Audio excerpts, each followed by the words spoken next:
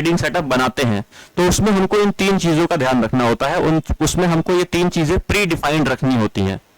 Exit सिर्फ इन 2 conditions में होगा, यानी कि आप जो सेटअप बना रहे हो उस सेटअप के बनने से पहले क्या कंडीशन थी ये डिफाइंड होना चाहिए, pre condition. Trend pause trend, ये एक साइकिल होता है, ठीक है। अब इसका हम अगर फायदा उठाना चाहें और इसी को एक सेटअप में कन्वर्ट करना चाहें तो हम क्या करेंगे।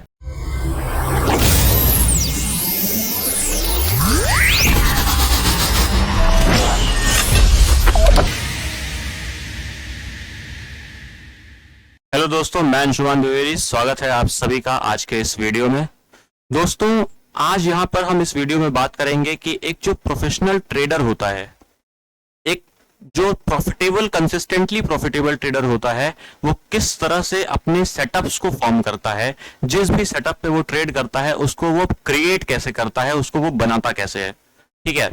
हर एक ट्रेडर के लिए एक ये बहुत बड़ी प्रॉब्लम हमेशा बनी रहती है। आप जब नए नए बाजार में आते हो ना, और इवन आप जब 2-3 साल 4 साल पुराने हो जाते हो, तो उन ट्रेडर्स को भी ये प्रॉब्लम आती है कि मैं अपना सेटअप कैसे बिल्ड करूं, क्योंकि बहुत सारे कुछ फंडामेंटल चीजें हैं जो उन्हें नहीं पता होती हैं, या पता भी होती हैं तो वो उस पर ध्यान नहीं दे पाते हैं और उस पर ये नहीं समझ पाते हैं कि ये इस चीज की कितनी वैल्यू है एक सेटअप क्रिएशन में। तो उस वजह से वो उस सेटअप को क्रिएट नहीं कर पाते हैं, क्योंकि वो उस फंडामेंटल चीजों को नहीं जानते हैं। आज मैं आपको ये बताऊंगा कि किस तरह से आप खुद की एनालिसिस को यूज करके, खुद के एक्सपीरियंसेस को यूज करके और खुद के ट्रेडिंग स्टाइल के हिसाब से अपने ट्रेडिंग स्टाइल को सूटेबल जो भी एक सेटअप होता है वो कैसे क्रिएट कर सकते हो, ठीक है। मैं अपने यहाँ पर 5-7 साल के एक्सपीरियंस से जो मैंने निचोड़ निकाला है उस चीज को मैं आपको बताऊंगा कि कैसे एक सेटअप को क्रिएट किया जाता है। देखो, सेटअप जो है वो एग्जीक्यूशन का पार्ट है, और एग्जीक्यूशन जो है वो एक बहुत बड़ी चीज है। अगर आप ट्रेड ले रहे हो तो उसमें ट्रेड में एग्जीक्यूशन ही सबसे बड़ी चीज है, और बाकी जो साइकोलॉजी का पार्ट होता है वो आपका ट्रेलिंग में काम आता है, ठीक है। जब आप एग्जीक्यूट करते हो तो वो होता 20% पार्ट ही है, लेकिन पैसा आपको एग्जीक्यूशन से ही आता है। आपके एनालिसिस से पैसा आपको नहीं आता, आपकी साइकोलॉजी से आपको पैसा नहीं आता, पैसा आता है एग्जीक्यूट करने पे ट्रेड को, ठीक है। आप जब सही तरीके से ट्रेड को एग्जीक्यूट कर पाते हो ना, तो आपको पैसा आता है। सही जगह पर एंटर कर पाते हो, सही से उसको ट्रेल कर पाते हो, और फिर उसके बाद वहां पर एग्जिट कर पाते हो सही जगह पर। तो दोस्तों चलो देखते हैं, सबसे पहले हम स्क्रीन पर देखो, हमको सबसे पहले सेटअप को समझना है कि सेटअप बिल्ड कैसे होता है। तो सेटअप बिल्ड होता है 3 चीजों के बेसिस पे, ठीक है। कोई भी जो एग्जीक्यूशन होता है वो 3 चीजों के बेसिस पे होता है। क्या? पहली चीज होती है सेटअप को क्रिएट करने में risk to reward. Risk to reward, ठीक है। अब रिस्क टू रिवॉर्ड के साथ साथ एक चीज होती है प्रोबेबिलिटी। प्रोबेबिलिटी क्या होती है वो भी मैं आपको बताऊंगा अभी, कि कैसे आप यूज करते हो प्रोबेबिलिटी का, ठीक है। और तीसरी क्या चीज होती है? तीसरी चीज होती है बैक टेस्टिंग।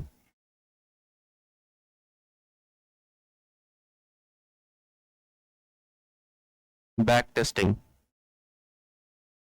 ठीक है। और ये जो तीसरी चीज होती है दोस्तों, ये आपका, ये दोनों जब यूज करके आप एक सेटअप फॉर्म कर लेते हो तब ये काम आती है आपको सेटअप पे कन्विक्शन लाने के लिए, क्योंकि आप एग्जीक्यूट तभी कर पाओगे जब आपको कन्विक्शन आएगा अपने सेटअप पर। आप उस पर उतना विश्वास कर पाओगे कि हाँ मुझे इसको एग्जीक्यूट करना है, क्योंकि ये मैंने बैक टेस्टिंग की हुई है पिछले टाइम फ्रेम पर, ठीक है। पिछले कई सालों की बैक टेस्टिंग होती है आपके पास, तो इसकी हम बात करेंगे। लेकिन सबसे पहले हम इन दोनों की बात करेंगे। देखो, इस पे मैंने कल डिटेल्ड वीडियो आपके लिए बनाया था, वो मैं आपको अभी आई बटन पे या फिर लास्ट में दे दूंगा वीडियो के, वो आप देख लेना अगर नहीं देखा है आपने तो।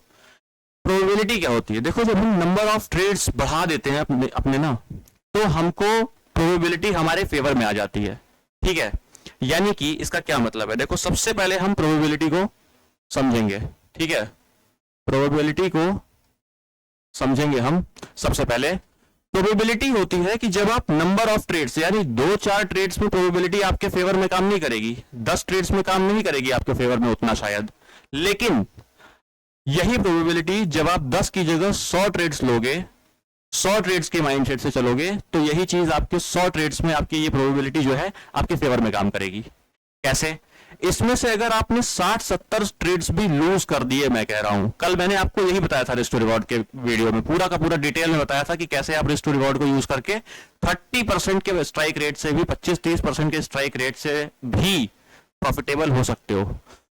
अब आपके अगर 70-80 ट्रेड्स यहाँ पर लूज भी हो जाते हैं, मैं कह रहा हूं कि 60-70% ट्रेड्स आपके लॉस हो गए, ठीक है, लूजिंग ट्रेड्स हैं, लेकिन फिर भी जो 30% ट्रेड्स आप कमाओगे 30% ट्रेड्स में, उसमें आप रिस्क टू रिवॉर्ड का यूज करते हो और वहां पर प्रोबेबिलिटी आपके फेवर में आती है जब, तो आप जब कमाते हो तो बहुत बड़ा कमाते हो। यानी इन 70 ट्रेड्स में आप जितना लॉस करोगे ना टोटल, उसका 2-3 गुना कमा लोगे आप सिर्फ इस 30 ट्रेड में ही, ठीक है। ये चीज होती है प्रोबेबिलिटी और रिस्क टू रिवॉर्ड को जब आप कंबाइन करते हो तो, और इन्हीं दोनों चीजों को कंबाइन करके हम एक सेटअप का फॉर्मेशन करते हैं। सेटअप का फॉर्मेशन होता कैसे है? सेटअप का फॉर्मेशन में हमको हमेशा 3 चीजों का ध्यान रखना होता है। 3 चीजें होती हैं सेटअप के में, ठीक है। पहली क्या होती है? हमको चाहिए एंट्री, ठीक है। एंट्री के लिए क्राइटेरिया, ठीक, कि हमको एक पर्टिकुलर कुछ स्पेसिफिक कंडीशंस मिलनी चाहिए तो हम वहां पर एंटर करेंगे किसी भी सौदे में, ठीक। उसके बाद हम उसको ट्रेल करते हैं, ट्रेलिंग का सिस्टम हम बनाते हैं। और तीसरी चीज होती है एग्जिट, ठीक है। इन तीनों को हम बारी बारी से समझेंगे। सबसे पहले हम इसको समझेंगे कि एंट्री हम कैसे करते हैं, क्योंकि मेन पार्ट तो यही है, तो हम एंट्री को समझेंगे, ठीक है।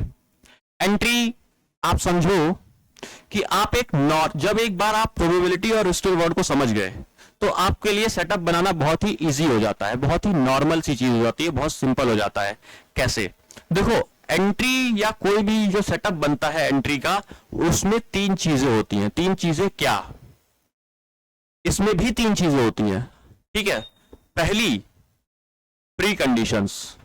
अब बहुत ध्यान से सुनना जो बता रहा हूं, अब इसके बाद ये जो पार्ट शुरू हो रहा है ये बहुत ध्यान से सुनने वाला पार्ट है।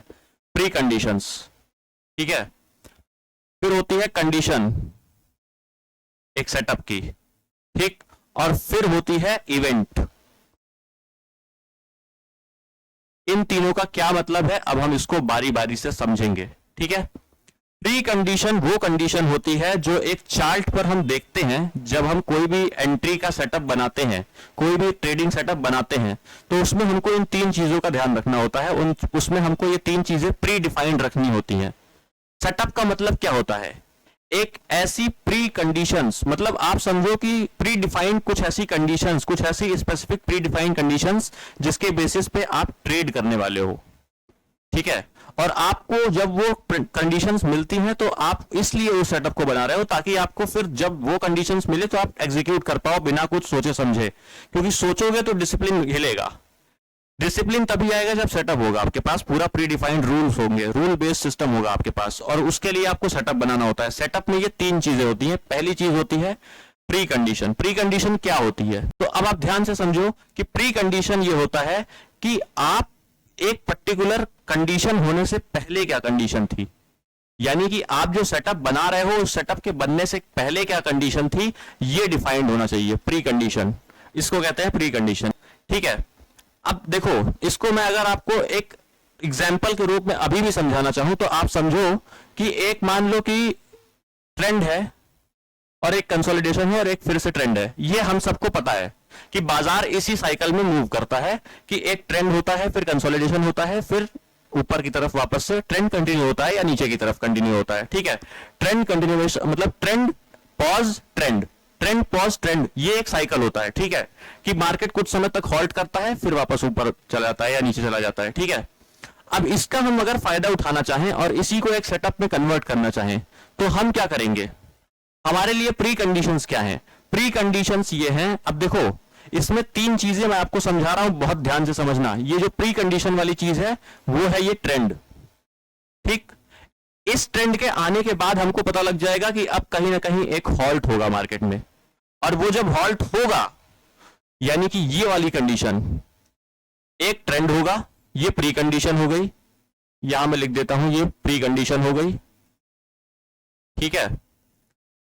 ये जो हॉल्ट है ये कंडीशन हो गई, ठीक है, यहां मैं लिख दे रहा हूं कंडीशन। और ये जो ऊपर वापस से चला, इस जगह पर आपको एंटर होना होता है, इस जगह पर, ठीक है। अब इसी को मैं अगर एक सेटअप के फॉर्म में कन्वर्ट कर देता हूं तो मैं एक पेज और आगे बढ़ाता हूं, और देखो सेटअप के फॉर्म में हम जब इसको कन्वर्ट करेंगे तो हमको एक चीज समझ में आएगी कि ये एक हॉल्ट हुआ और वापस से मार्केट ऊपर की तरफ निकलती है, ठीक है।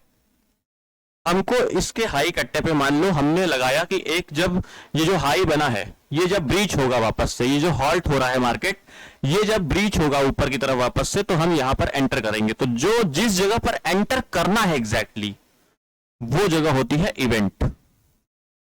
ठीक है, चार्ट पर जिस भी एरिया में आप जो भी कंडीशन बनने के बाद एंटर होते हो यानी ट्रेड इनिशिएट करते हो वो होता है इवेंट। लेकिन ट्रेड इनिशिएट करने के पहले भी दो कंडीशंस हो रही होती हैं चार्ट पर, जिसको कि आपको सेटअप में लेना होता है। ठीक है, पहली क्या है? Pre condition.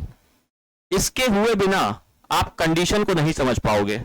ठीक है, प्री कंडीशन को जाने बिना आप कंडीशन को नहीं समझ पाओगे, क्योंकि सिर्फ एक पहलू देख करके आप काम नहीं कर सकते, सिक्के के दोनों पहलू हैं। ठीक है, अगर ये कंडीशन बन रही है तो इसके पहले भी कुछ ना कुछ बना होगा और उसको देखकर आपको ये कंडीशन समझ में आएगी कि हाँ अब यहां पर मेरा सेटअप फॉर्म हो रहा है। क्यों? क्योंकि इसके पहले जो चीज होती है वो हो चुकी है ऑलरेडी मार्केट में। ठीक है, स्टेप 1 प्री कंडीशन को डिफाइन करना।